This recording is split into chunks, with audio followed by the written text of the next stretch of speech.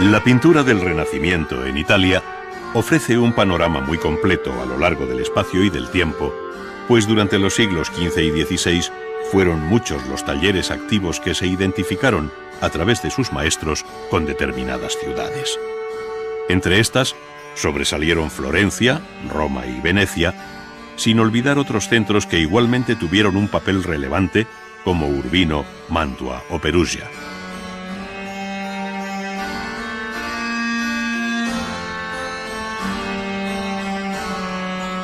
Durante el largo periodo de aquellos dos siglos, que en Italia se distinguen con el nombre de Quattrocento y Cinquecento, fueron muchas las cosas que cambiaron, de tal modo que entre la obra temprana de Fray Angelico y la tardía de Tintoretto media algo más que el simple tiempo transcurrido.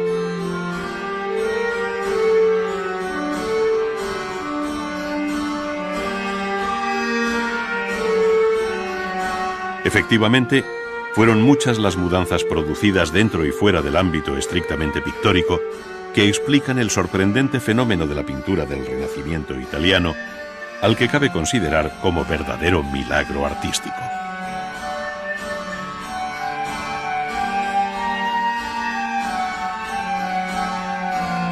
La pintura fue además para el arte del Renacimiento una referencia obligada como campo común de experiencias de cuyos resultados se nutrieron todas las artes hermanas. En ella se desarrollaron, por ejemplo, los principios básicos de la perspectiva que permitieron representar el espacio de un modo racional sobre una sólida construcción geométrica.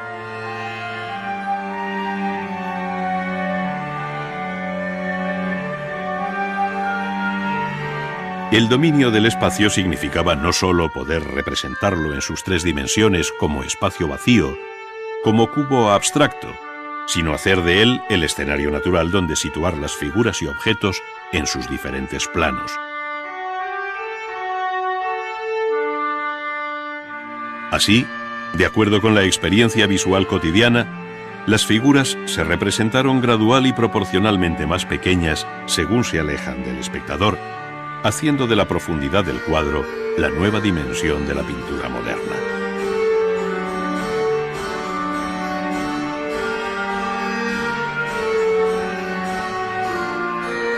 Desde muy temprano, hombres como Paolo Uccello o Mantegna se dedicaron a la construcción del espacio, poniendo en práctica determinados principios de la perspectiva y mostrando las figuras en atrevidos escorzos, primero en reposo y más tarde en movimiento.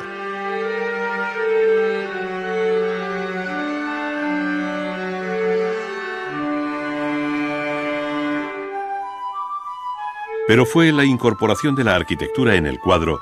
la que mejor facilitaba la formación de la llamada pirámide visual, definida por la convergencia de las líneas de fuga en un punto de la línea del horizonte. Sin embargo, no bastando aquella visión estrictamente geométrica y lineal, otros maestros, como Leonardo da Vinci, introdujeron un elemento nuevo, la atmósfera, el aire que desdibuja y hace impreciso el perfil de los objetos, dando lugar al conocido sfumato o difuminado leonardesco, que también altera el valor de los colores. Por este camino, la pintura fue abandonando la rigidez de la llamada perspectiva lineal, sustituyéndola por la perspectiva aérea en un proceso de paulatino acercamiento e imitación de la naturaleza.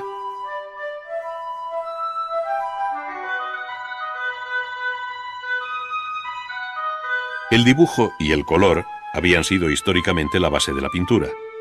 pero ambos fueron para los artistas del Renacimiento objeto de un riguroso análisis hasta el punto de crear dos tendencias muy marcadas dentro del arte italiano, especialmente en el siglo XVI. Una, vinculada a Florencia y Roma, donde el dibujo parece guiar al pintor, y otra, la veneciana, donde las manchas de color eclipsan la presencia del dibujo.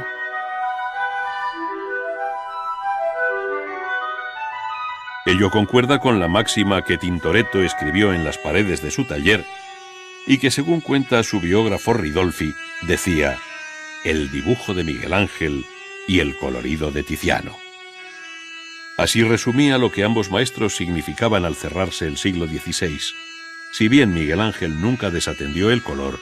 ni Tiziano menospreció el dibujo. Todo lo contrario, el mismo Ridolfi ponía en boca de Tiziano las siguientes palabras: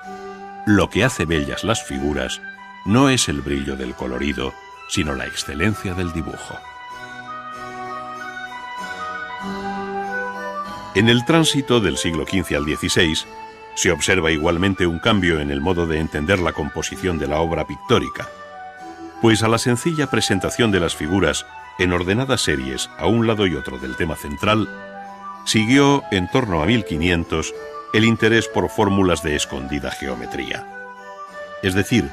la disposición de las figuras permite reconocer, por ejemplo, estables esquemas triangulares muy característicos del momento en el que el Renacimiento italiano alcanza su máximo equilibrio y serenidad.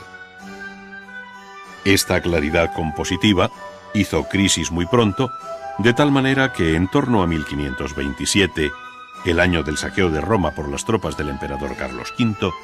se advierte en la pintura un giro hacia composiciones más libres, inestables y caprichosas que preparan el camino al arte barroco del siglo XVII.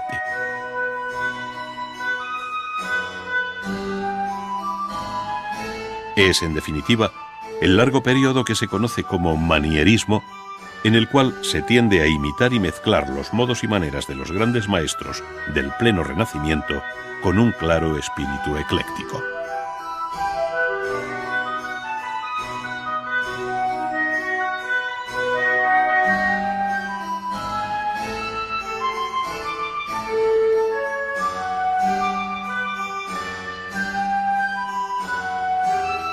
Pero no fue solo mera imitación, sino que aquella pintura manierista alcanzó una gran personalidad en su mayor libertad expresiva cuando, desligándose del canon y modelos de la naturaleza, los recreó dotándolos de alargadas proporciones, alterando su color, buscando escorzos muy forzados o jugando con nocturnos efectos de luz.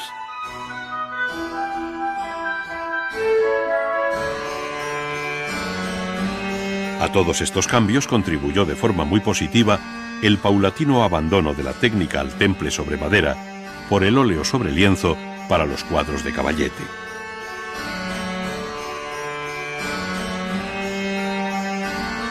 No obstante, el gran arte italiano buscó en los grandes conjuntos de pintura mural su expresión más apurada, tanto para vestir el interior de las estancias palaciegas como para enriquecer los muros y bóvedas de las iglesias.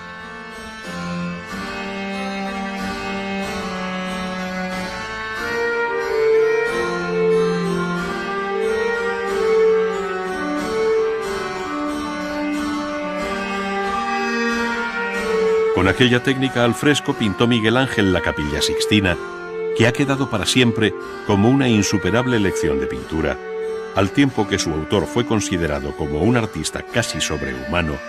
y sin duda el más genial de todos los tiempos.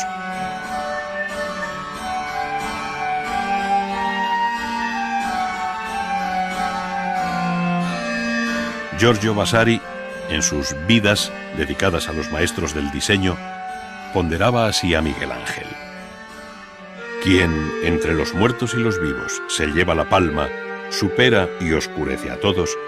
es el divino Miguel Ángel Buonarroti. No solamente tiene la primacía en una de las artes, sino en las tres juntas. Miguel Ángel supera y vence a todos los que ya habían vencido a la naturaleza. Miguel Ángel triunfa sobre todos, sobre los antiguos, los modernos y la naturaleza, dejando muy atrás a esta última con el don de su ingenio divino a través de la inventiva, dibujo, arte, criterio y gracia.